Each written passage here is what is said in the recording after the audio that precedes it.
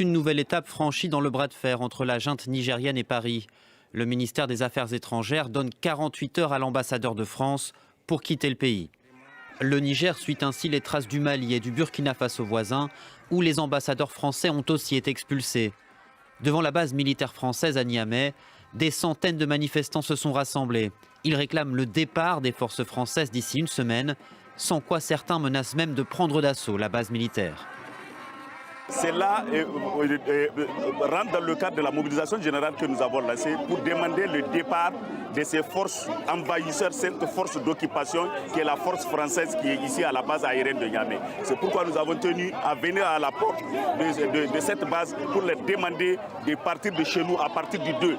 Peu après leur prise de pouvoir le 26 juillet, les putschistes ont dénoncé 5 accords de défense avec Paris.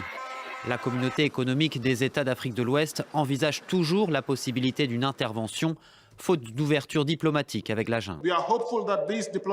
Nous espérons que ces efforts diplomatiques déboucheront sur l'effet désiré et ne rendront pas nécessaire l'usage de la force.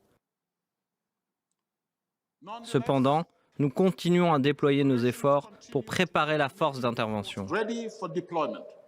1500 militaires français sont actuellement déployés au Niger pour lutter contre les groupes djihadistes.